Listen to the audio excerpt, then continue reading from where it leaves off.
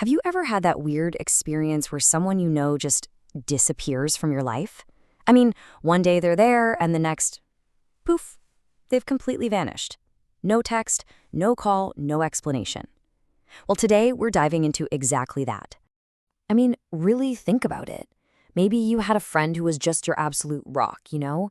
They were always patient, always listened, always there for you. And then one day, out of the blue, they just went silent. No returned calls, text left on read, nothing. If that story sounds even a little bit familiar, you might have been on the receiving end of what's known as the INFJ Door Slam. So in this explainer, we're going to break down what that really is, why it happens, and what it teaches all of us about setting our own boundaries. Okay, so to really understand the slam, first we've got to understand the person. Who exactly is this INFJ personality type? Well, for starters, INFJs are one of the rarest personality types out there, and their superpower, if you can call it that, is this incredibly deep, almost sponge-like empathy. They don't just hear your problems, they actually absorb them, taking on the emotional weight of others as if it's their own. Now, here's the crucial thing to get. A door slam never ever feels sudden to the person doing it. It's actually the huge final explosion after a very, very long and slow burn. So let's look at how all that pressure builds up. It always starts with what they do best, patient listening. The INFJ basically becomes a storage unit for everyone else's complaints and negativity. But then it can start to get worse.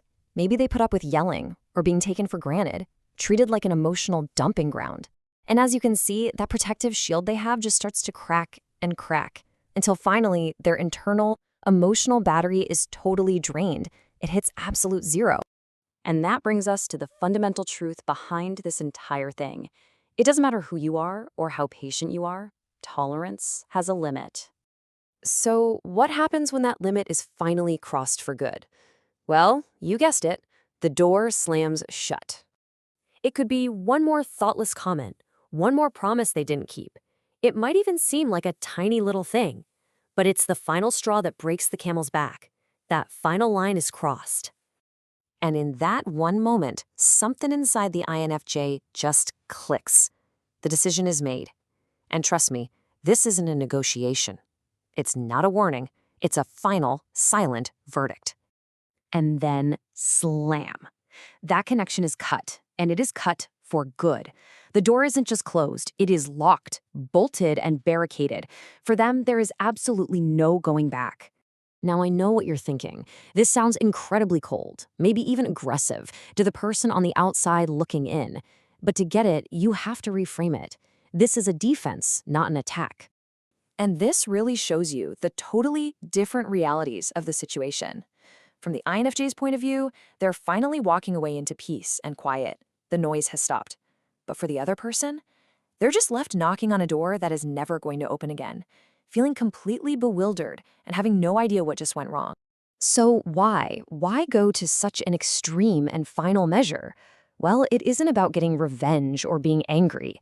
It all boils down to one of the most powerful instincts we have as human beings, self-preservation. So let's put it all together. The INFJ door slam is really a last resort defense mechanism. It's the emergency exit they use when a relationship gets so toxic, so draining, that it literally threatens their well-being. The number one takeaway here is that this is not done out of malice. It is, at its core, a profound act of survival. And that leaves all of us with a really powerful question to think about, no matter what our personality type is. When it comes down to it, to protecting your own sanity and your own peace, what is the one boundary that you will always, always defend? Thanks for joining me for this explainer.